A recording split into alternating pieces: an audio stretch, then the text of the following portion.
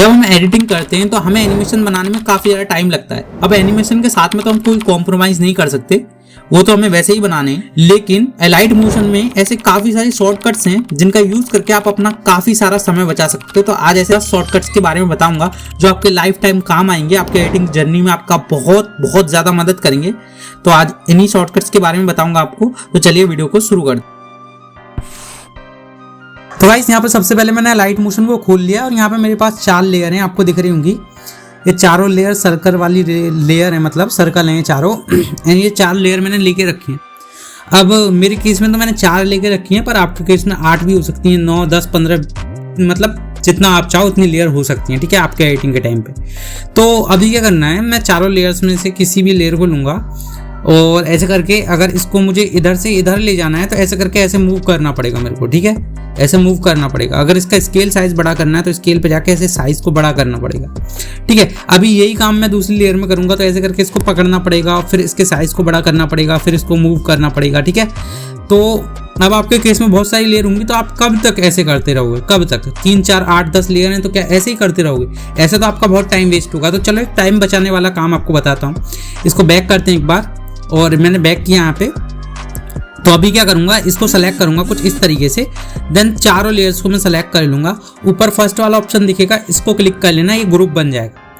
अब इस ग्रुप को पकड़ोगे और ऐसे करके अगर मूव करोगे तो चारों के चारों एक साथ में मूव होंगे।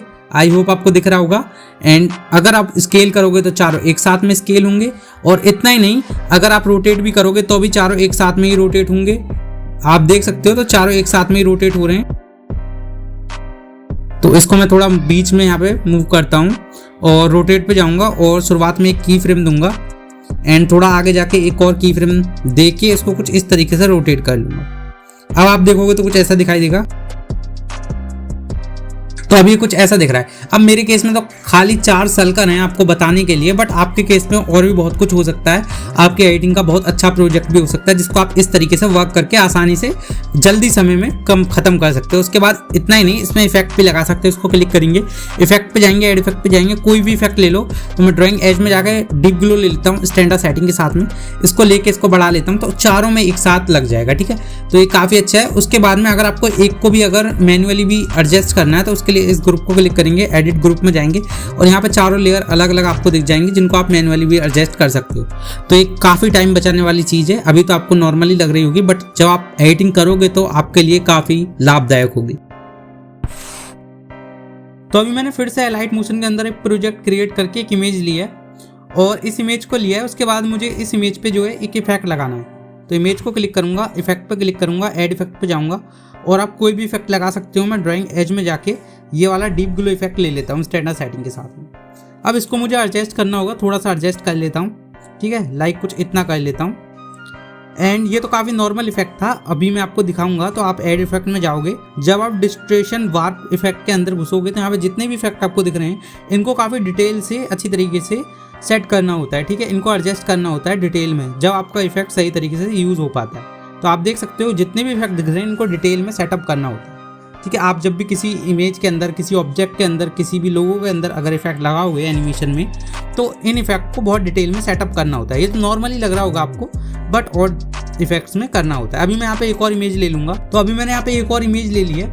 अब इसी इमेज में मेरे को ये वाला इफेक्ट लगाना है। अब मैनुअली अगर मैं लगाऊंगा तो मेरे को काफ़ी टाइम लगेगा, जबकि मेरे को टाइम बचाना है, ना कि ज़्यादा वेस्ट करना। तो उसके लिए मैं क्या कर सकता हूँ, सिंपल नीचे वाली लेयर पे क्लिक करूँगा, इफेक्ट पे जाऊँगा और यहाँ इफेक्ट को खोलूँगा, ऊपर 3 डॉट पे क्लिक करके कॉपी इफेक्ट पे मैं क्लिक कर लूँगा। उसके बाद इसको क्लिक करूँगा और इफेक्ट पे जाके 3 डॉट पे क्लिक करके पेस्ट इफेक्ट कर दूँगा। अब ना तो एडजस्ट करने की जरूरत, सबसे बड़ी बात, ना तो एडजस्ट करने की जरूरत, और इफेक्ट भी आपका लग चुका है। अभी तो आपको नॉर्मल लग रहा होगा, पर जब भी आप वेव वार्प जैसे इफेक्ट का यूज़ करोगे तो आपका ये बहुत ज़्यादा टाइम बचाएगा और आपको पता भी चलेगा कि हाँ ये बहुत अच्छी चीज़ थी। और केवल इतना ही नहीं है, अगर आप इसके अंदर फर्स्ट लेयर के अंदर और भी इफेक्ट्स लगाते हो तो लाइक मैं और भी इफेक्ट ले लेता हूँ। यहाँ पे एक ये वाला इफेक्ट ले लिया एंड अभी दिखाने के लिए नॉर्मली ले रहा हूँ आपको, ठीक है। तो और भी मैं जितने भी इफेक्ट ले लेता हूँ सब कुछ इस तरीके से। मैंने इतने सारे इफेक्ट ले लिए हैं और इतने सारे इफेक्ट्स को मेरे को ऊपर वाली लेयर पे भी लगाना है। अब बार बार जाके लूँगा, अभी मैं एडजस्ट नहीं कर रहा, नॉर्मली मैंने लिए हैं, बस खाली आप एडजस्ट करके लगाओगे बहुत मेहनत के साथ। अब बार बार आप दोबारा से वही काम करना चाहोगे क्या? तो उसके लिए सिंपल इस पर क्लिक करना है, इफेक्ट पे क्लिक करना है। अब इधर जो 3 डॉट आपको दिख रही है, इन 3 डॉट पे क्लिक करना है, कॉपी इफेक्ट पे क्लिक करना है, देन ऊपर वाली लेयर को सिलेक्ट करना है, इफेक्ट पे जाना है, 3 डॉट पे क्लिक करके पेस्ट इफेक्ट कर देना है। अब ये सारे इफेक्ट यहाँ पे भी ऑटोमेटिक लग जाएंगे। तो एक काफ़ी टाइम बचाने वाली चीज़ है। आई होप आपको समझ आया होगा एंड बहुत टाइम आपका ये बचाएगी एडिटिंग के अंदर। तो गाइस अभी मैंने अलाइट मोशन के अंदर एक और प्रोजेक्ट बना के एक और यहाँ पे रेक्टेंगल लिया है। तो अभी क्या करूँगा, रेक्टेंगल को क्लिक करूँगा और मूव ट्रांसफॉर्म में जाके एक की फ्रेम दूंगा। इस वाले की फ्रेम पे इसको इधर ड्रैग करूँगा एंड सेकंड की फ्रेम दूंगा थोड़ा आगे जाके और इस वाले की फ्रेम पे इसको इधर ड्रैग करूँगा। दोनों की फ्रेम के बीच में जाके ग्राफ को इस तरीके से लगा लूँगा। सिंपल ये कुछ ऐसा दिखाई देगा। अब यही काम आपको अगर दूसरी लेयर में करना है या फिर दूसरे प्रोजेक्ट के अंदर करना है तो आपको क्या करना पड़ेगा, फिर से ऐसे की फ्रेम लगाने पड़ेंगे और इस ग्राफ को ऐसे ही बनाना पड़ेगा।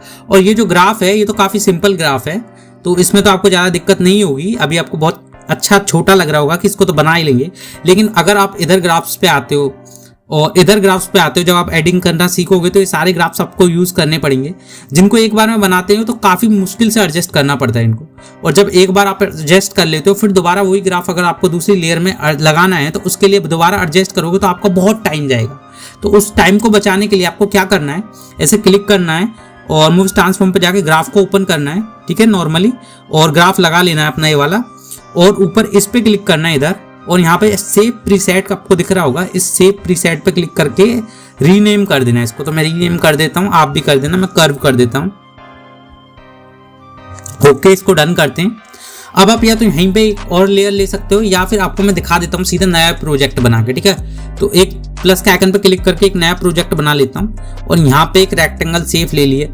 अभी क्या करना है, सिंपल से हम प्रीसेट पे क्लिक करेंगे और ये जो कर्व है जो अभी हमने सेव किया था इसको क्लिक करेंगे और अप्लाई कर लेंगे। अभी लाइफ टाइम के लिए आपका यहाँ पे बन के रेडी हो चुका है प्रीसेट। आप इसको कभी भी जब मन करे तभी अप्लाई कर सकते हो, वो भी किसी भी इफेक्ट के अंदर, किसी भी लेयर पे।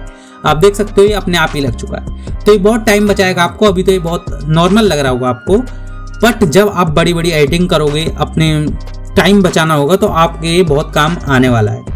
अब चलते हैं नेक्स्ट की तरफ। तो अभी मैंने फिर से यहाँ पे लाइट मोशन पे एक पीएनजी ले लिया है और पीएनजी लेने के बाद में मुझे सिंपल यहाँ पे ग्लो इफेक्ट लगाना है। अब जब आपकी लेयर्स बड़ी होंगी, आपका जो प्रोजेक्ट होगा वो बड़ा होगा, तो आप जब ग्लो इफेक्ट लगाओगे तो वो जो इफेक्ट है वो काफ़ी ज़्यादा हैवी है और आपका जो लाइट मोशन है उसे क्रैश भी कर सकता है। तो हम बिना प्लगइन के वो इफेक्ट बना भी सकते हैं, ठीक है। तो उसको बनाने के लिए सिंपल क्या करना है, इस लेयर को सिलेक्ट करना है, ऊपर क्लिक करके इसकी एक डुप्लीकेट लेयर करनी है। डुप्लीकेट लेयर को सिलेक्ट करना है, इफेक्ट पे जाना है, ऐड इफेक्ट पे जाना है, ब्लर वाले सेक्शन में जाकर गॉसियन ब्लर को सिलेक्ट करना है स्टैंडर्ड सेटिंग के साथ। अब इसको बढ़ा लेना है, इसको बढ़ाना उतना जितना कि आपको ग्लो इफेक्ट दिखाना है। तो मैं कुछ इतना कर लेता हूँ।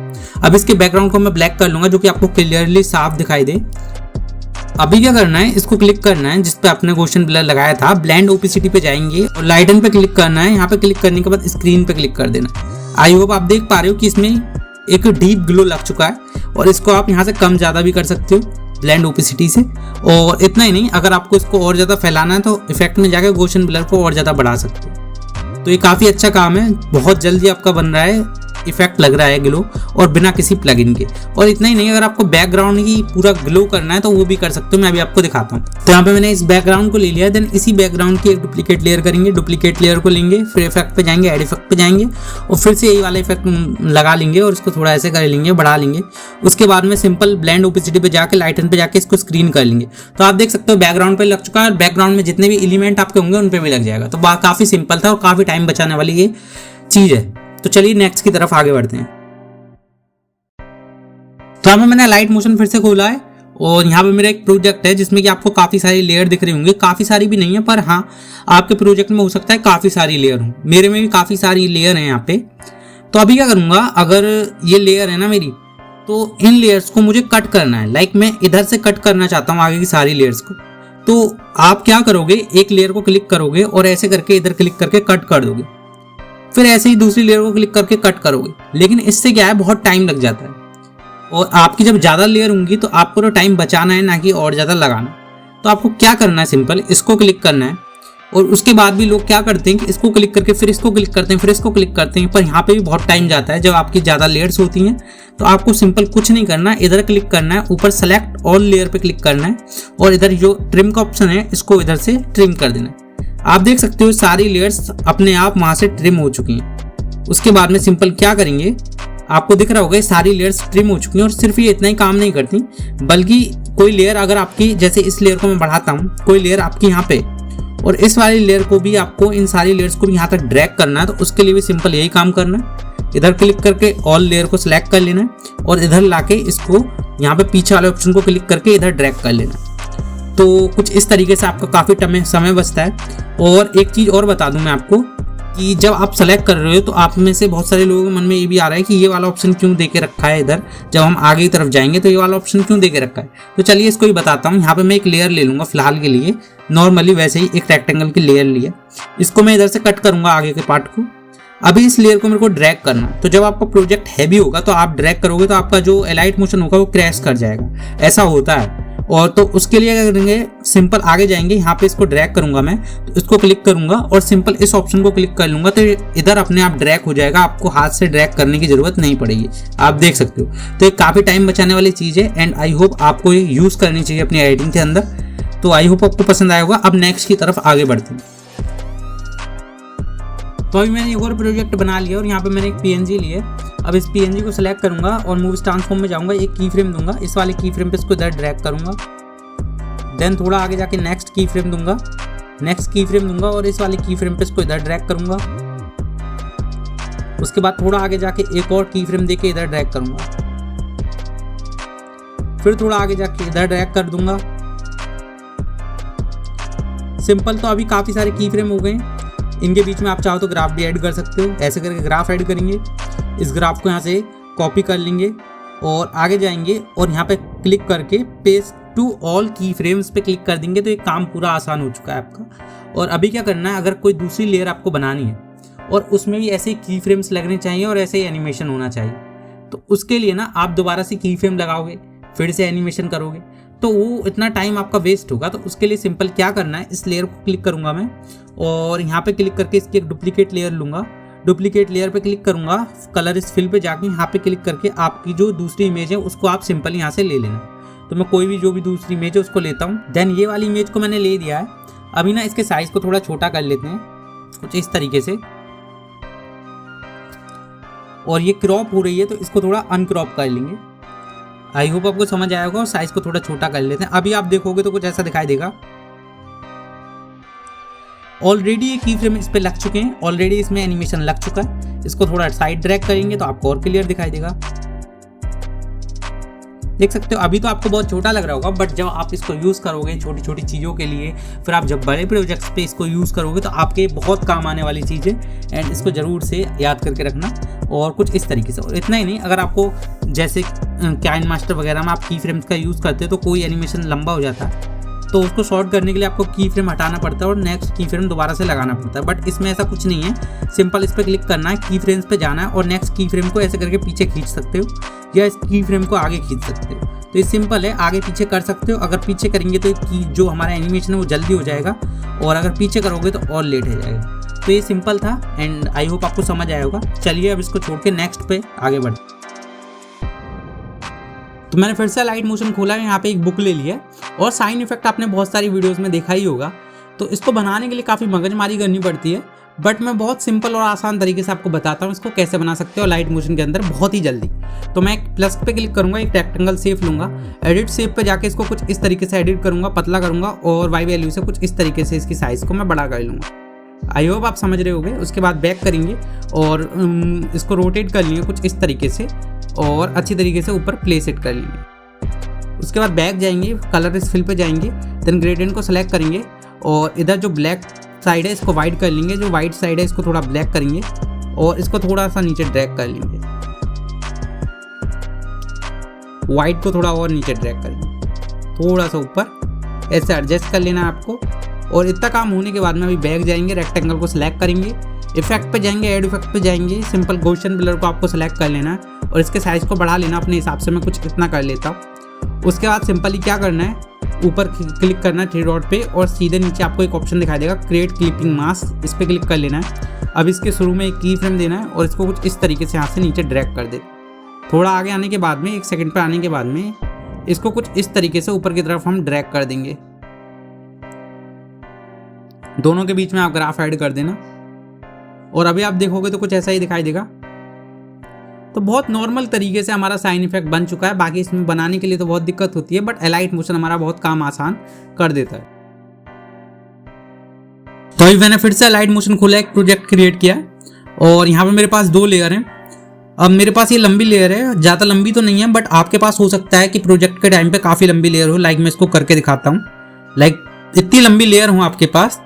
अब ये जो 2 ऑप्शन आपको दिख रहे हैं प्ले के साइड में दोनों तरफ, ये ऑप्शन किस लिए होते हैं, इनका क्या यूज़ होता है, तो चलिए इनका यूज़ करके आपका टाइम बहुत बचाने का आज मैं जो तरीका है वो बता देता हूँ। अभी क्या है, जैसे आपके पास बहुत लंबी लेयर है और आप अगर मैन्युअली जाओगे तो आपको काफ़ी टाइम लगेगा, जिसमें आपका काफ़ी टाइम वेस्ट होगा। लेकिन अगर इधर क्लिक करोगे तो एक झटके में इधर आ जाओगे एंड में, और अगर इधर क्लिक करोगे तो एक झटके में शुरुआत में आ जाओगे। तो ये आपका बहुत टाइम बचाता है। और सिर्फ इतना ही नहीं, अगर आप की फ्रेम ऐड करते हो, फर्स्ट की फ्रेम इधर ऐड करा और सेकंड की फ्रेम इधर इस लेयर पे ऐड किया। अब अगर आपको की फ्रेम से ड्रैग करना है मैनुअली, अगर आप जाओगे तो पहुंच नहीं पाओगे, उसके बाद जाके फिर की फ्रेम पे एडजस्ट करना पड़ेगा। लेकिन अगर आपको मैनुअली ड्रैग करना है तो सिंपल इस पे क्लिक करोगे, फर्स्ट की फ्रेम पे आ जाओगे, इस पे क्लिक करोगे, सेकंड की फ्रेम पे आ जाओगे, जहां पे आप मैनुअली ड्रैग इन कर सकते हो, ठीक है, एनिमेशन कर सकते हो। तो दोनों की फ्रेम्स के बीच में जो दूरी होती है उसको आसानी से तय कर देता है और आपके टाइम को बचा लेता है। सिंपल, आई होप आपको समझ आया होगा। और इतना ही नहीं, अगर मैं यहाँ पे मार्क भी ऐड कर देता हूँ, लाइक एक मार्क इधर ऐड किया और एक मार्क इधर ऐड किया। अब दोनों लेयर्स में मेरे को की फ्रेम लगाने एक ही जगह पर, तो उसके लिए मेरे को क्या करना पड़ेगा, सिंपल मार्क्स पे जाऊंगा, सेकंड मार्क पे जाके यहाँ पे एक की फ्रेम लगाऊंगा। अब लास्ट वाले शुरुआत वाले मार्क पे जाऊंगा, यहाँ पे एक की फ्रेम लगा दूंगा। अब यही काम मेरे को इधर भी करना है, शुरुआत में नीचे एक की फ्रेम लगा देना है। अब सेकंड मार्क फर्स्ट वाले मार्क पे जाऊंगा और यहाँ पे एक की फ्रेम लगा देना। तो ये मार्क ने बिल्कुल सटीक की फ्रेम हमारे उसी जगह पे लगा दिए जो कि मैनुअली लग भी नहीं पाते। तो इस काम को ये दोनों करते हैं, जो कि हमारा काफ़ी ज़्यादा टाइम बचाता है। आई होप आपको समझ आया होगा। अब चलिए नेक्स्ट की तरफ आगे बढ़ते हैं। तो अभी मैंने एक नया प्रोजेक्ट क्रिएट किया है और प्लस के आइकन पे क्लिक करूंगा और एक रेक्टेंगल शेप लूंगा। तो अब एक रेक्टेंगल शेप लिए और इसको अगर मैं ऐसे मैनुअली बढ़ाऊंगा तो कुछ इस तरीके से बढ़ेगा, इस तरीके से करूंगा तो कुछ ऐसे बढ़ेगा, जिसमें कि काफ़ी टाइम जाता है। और जब आपका प्रोजेक्ट बड़ा हो तो खासकर बहुत ही टाइम जाता है, क्योंकि वो लैग करता है थोड़ा बहुत, तो उसमें काफ़ी दिक्कतें होती हैं, ठीक है। तो उसके लिए सिंपल आपने कोई भी लिया, कैसा भी, मतलब कोई ऑब्जेक्ट लिया या फिर कोई बैकग्राउंड लिया, ऊपर 3 डॉट पे क्लिक करना है और stretch to compression area select करना है। ये अपने आप आपके कंप्रेशन में सेलेक्ट हो जाएगा। अभी कुछ साइड में आपको दिख रहे होंगे, बट ये इसलिए क्योंकि मेरी लेयर ही ऐसी थी, तो इसको मैं थोड़ा बड़ा कर लूँगा, लाइक सिंपल। एंड अगर आप दूसरे वाले उसको लेते हो रेक्टेंगल को, लाइक मैं इसको ले लेता हूँ और इधर क्लिक करके कंप्रेशन एरिया करोगे तो ये सिंपली अपने एरिया में खुद फिल हो जाएगा। तो आपको कोई भी दिक्कत वाली बात नहीं होगी, आपको हैंड से इसको मैनुअली फिट नहीं करना पड़ेगा, मैनुअली वो अपने आप फिट हो जाएगा। आई होप आपको समझ आया होगा और ये भी आपके काफ़ी काम आएगा। भले ही छोटी चीज़ है, पर ये चीज़ सीखनी काफ़ी ज़्यादा इंपॉर्टेंट है। तो अभी हमारा जो लास्ट वाला 10th है, लास्ट जो 10वां है, वो कोई इफेक्ट तो नहीं है, पर वो आपके बहुत यूजफुल होने वाला है। क्योंकि अगर आप इसको नहीं जानते ना, तो शायद हो सकता है आपकी वीडियो एक्सपोर्ट भी ना हो पाए। हाँ, एक्सपोर्ट से ही रिलेटेड है। तो जैसे ये वीडियो मेरे को एक्सपोर्ट करनी है, अभी आपकी वीडियो बड़ी है, लैग करती है, आपका जो डिवाइस है वो हल्का है, और तो उसके लिए काफ़ी यूजफुल है। तो ऊपर जब एक्सपोर्ट करने के लिए आप जाओगे, क्लिक करोगे, तो आपको सिंपल क्या करना है, इस वीडियो वाले रेशो को आपको ओपन कर लेना। तो यहाँ पे जो आपकी FHD है, इसको 1080p आपको रखना है, याद रहे हमेशा 1080p रखना है। उसके बाद में जो फ्रेम रेट है, इसको जो आपको 30 FPS रखना है या फिर सीधे 60 FPS रखना है, ठीक है। तो मैं तो 30 FPS ही रखता हूँ, बाकी आप भी अपने हिसाब से रख सकते हो। अगर आपका डिवाइस हल्का है तो 30 FPS ही रखना, बाकी अगर भारी है, ठीक ठाक है, तो 60 रख सकते हो, कोई दिक्कत नहीं। उसके बाद आ जाती है MBPS क्वालिटी।